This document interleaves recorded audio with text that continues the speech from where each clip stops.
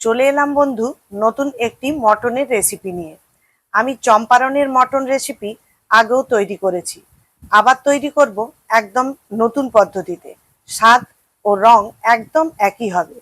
আজ আমি প্রসেসটা কড়াইতে করব। বন্ধুরা, এখনো পর্যন্ত আমার চ্যানেলটিকে যদি সাবস্ক্রাইব করে না থাকেন তবে চ্যানেলটিকে সাবস্ক্রাইব করে পাশে থাকবেন। এই চম্পারনের মটন রেসিপিটি যদি ভালো লাগে একটা লাইক অবশ্যই করবেন, সাথে শেয়ার করবেন। চলুন একদম সহজ পদ্ধতিতে বিহারের চম্পারন মটন রেসিপিটি তৈরি করি। নমস্কার বন্ধুরা, আমি মৌসুমি উইথ মৌসুমি চ্যানেলে সবাইকে স্বাগত। চম্পারন মটনের জন্য এখানে 4টে বড় সাইজের পেঁয়াজ, যেটাকে আমি এইভাবে কুচিয়ে রেখেছি, সেটাকে প্রথমে একটা বড় বাটি নিয়েছি, সেই বাটির মধ্যে দিয়ে দিলাম। আর নিয়ে দিলাম 20-25 কোয়া রসুন, আর নিলাম কিছুটা আদা, আর 3টে কাঁচা লঙ্কা কুচিয়ে রেখেছি, সেই কাঁচা লঙ্কাটাও দিয়ে দিলাম। এখানে আমি কিছু গোটা মশলা দেব। তার জন্য 1 চামচ গোটা জিরে, আর 1/2 চামচ গোলমরিচ, একটা স্টার অ্যানিস, আর নিয়েছি 2টো দারচিনি, আর 1 টুকরো জয়িত্রী, 3টে এলাচ, আর একটা বড় এলাচ। সবগুলোকে দিয়ে দেব। এবার এখানে 750 গ্রাম মটন নিয়েছি, সেই মটনগুলোকে এবার দিয়ে দেব।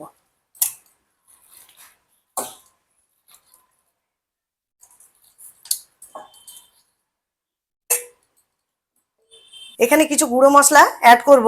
তার জন্য 2 চামচ কাশ্মীরি লঙ্কার গুঁড়ো, 1/2 চামচ হলুদ গুঁড়ো, 1 চামচ ধনে গুঁড়ো, 1 চামচ কসুরি মেথি, আর 1 চামচ মিট মশলা। এগুলোকে আমি ম্যারিনেশন করার জন্য দিয়ে দিলাম। এখানে 1 টেবিল চামচ সর্ষের তেল গরম করে রেখেছিলাম, সেই তেলটাকেও দিয়ে দিলাম।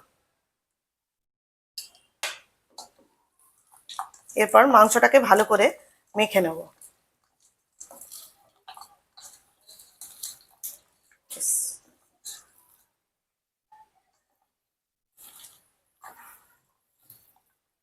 এবার এটাকে 15 মিনিটের জন্য রেস্টে রাখবো। কড়াই গরম হয়ে গেছে, এখানে পরিমাণ মতো সর্ষের তেল দেব। এখানে তেলের পরিমাণটা একটু বেশি দিতে হবে।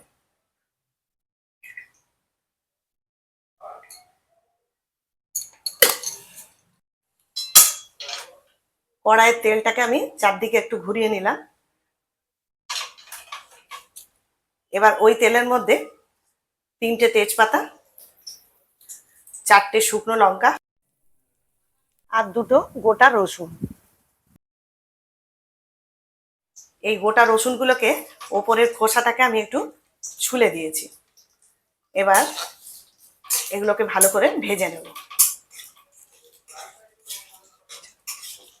রসুন, তেজপাতা আর লঙ্কাটাকে ভালো করে আমি ভেজে নিয়েছি। এবার আমি এখানে ম্যারিনেট করা মাংসটাকে দিয়ে দেব।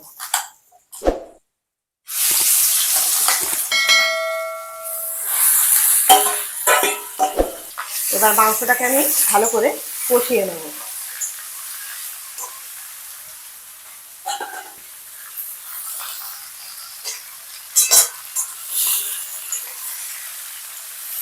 মাংসটাকে কিছুক্ষণ ধরে একটু ভাজবো।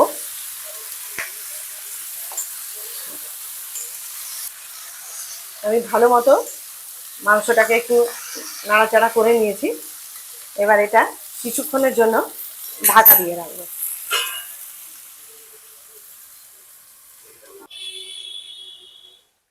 এবার এখানে পরিমাণ মতো কিছুটা নুন দিয়ে দেব।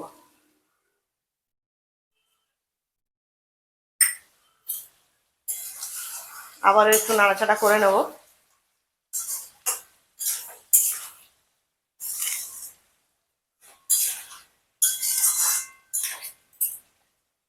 আবারও কিছুক্ষণের জন্য ঢাকা দিয়ে রাখবো। 10 মিনিট পর ঢাকাটা খুলে নিলাম। আমার মাংসটা ভালো মতো কষানো হয়ে গেছে। এবার মাংস থেকে তেল বেরিয়ে এসছে। এবার এর মধ্যে আগে থেকে গরম করা জল, সেই জলটাকে আমি পরিমাণ মতো দিয়ে দেব।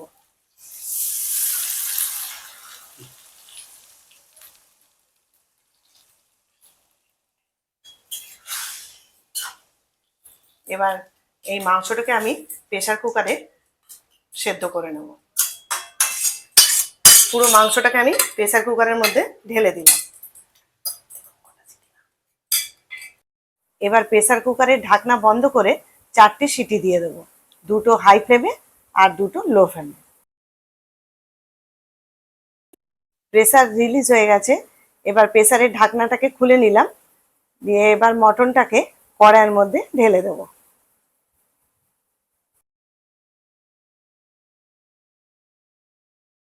গ্যাস অন করে মটনটাকে একটু ফুটিয়ে নিলাম। সম্পূর্ণভাবে তৈরি হয়ে গেল বিহারের চম্পারন মটন। এই রেসিপিটি কেমন লাগলো কমেন্ট করে অবশ্যই জানাবেন। এবার এই মটনের ওপর ধনেপাতা কুচি দিয়ে দিলাম। পরিবেশন করার জন্য সম্পূর্ণ রেডি।